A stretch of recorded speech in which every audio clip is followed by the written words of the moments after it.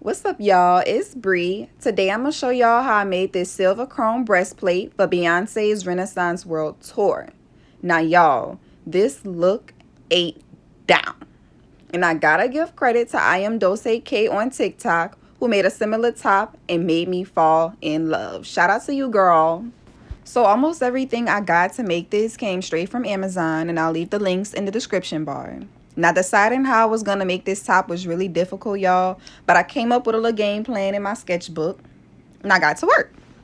I ordered a plastic mannequin top, and I outlined it in white acrylic paint because it would be easier to remove, and I opted for organic asymmetric shapes that I felt would flatter my specific body type. Feel free to tweak this and make it your own. You don't have to do it exactly how I did. After that, I placed it up against my body to see if I would like it, and of course, I was happy. Once the paint dried, I used regular scissors to cut out the shapes, and I started cutting it into smaller pieces, as y'all see me doing right here, just because it was easier to work with overall. It is plastic, so it's not that hard to manage, and yeah, I just took my time when I did this part.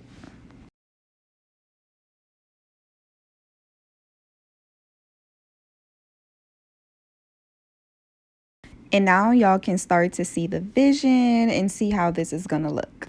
Once I was happy, I took some nail files. You can also use sanding paper. And I just went ahead and filed down the rough edges so it wouldn't like poke me and irritate my skin, and it would just be more comfortable to wear. I do not recommend y'all skip this part.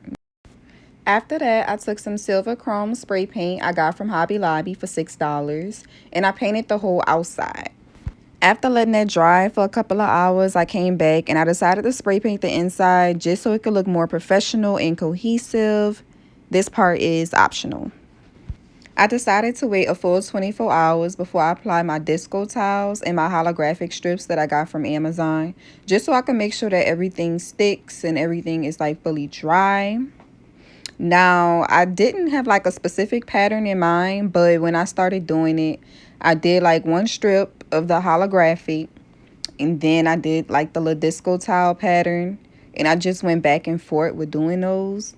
One thing I will say about the disco tiles, it was a little harder to work with because they kept like breaking apart. That's why you see me applying them like little by little, like you do right now. But overall, I just felt like it was worth it because it was shining, honey. Like I was like a literal disco ball when I was at the concert. At this point, though, you should have complete creative freedom when it comes to applying these. Both patterns are so gorgeous. It doesn't really matter how you apply it. You're still going to look stunning. I do recommend, if you're going for like that reflective and shiny look, that you do use the disco tiles more than you use the holographic strips, because that's going to give you what you're looking for.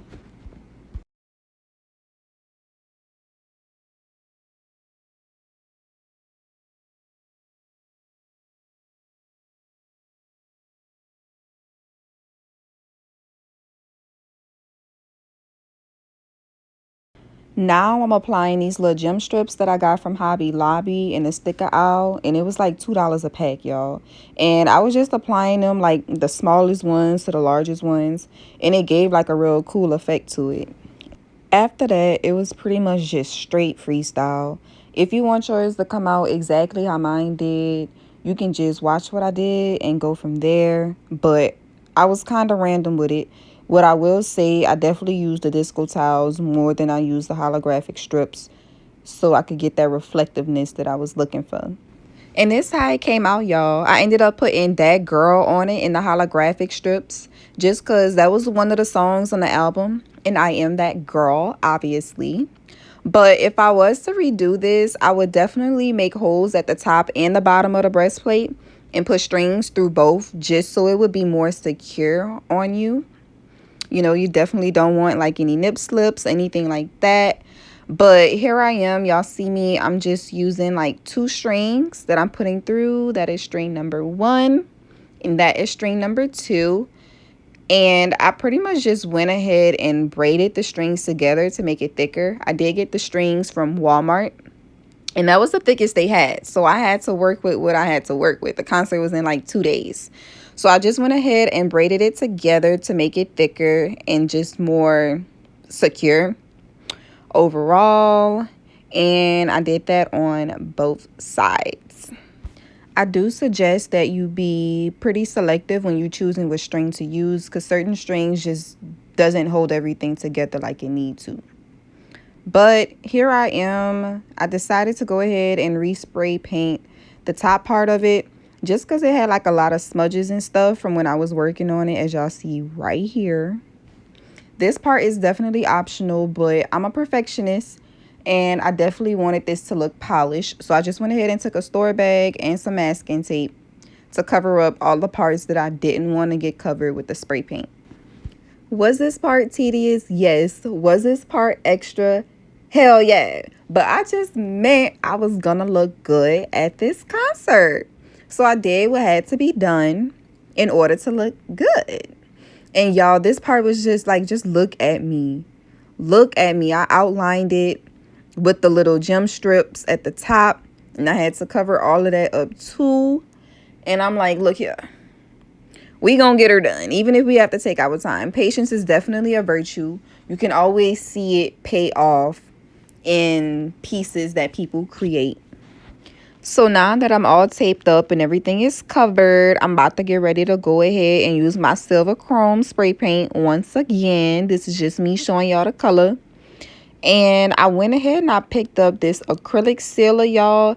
It said it had super high shine, but it ended up pretty much ruining what I had going. But I'm going to show y'all how I fixed that. This is me just spraying the silver chrome, making sure everything is looking nice and polished and good.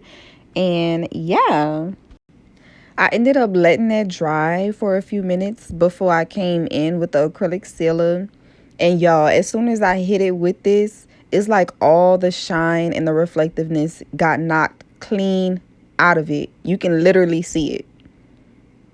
And I was so irritated, y'all. I thought I was tripping.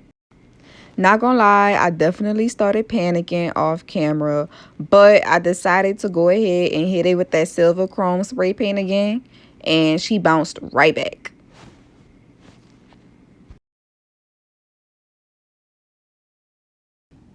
I will recommend that you do take your time when you're taking the tape off if you do decide to do this extra step, because this is pretty much like the very last thing that you have to do before this breastplate is wearable.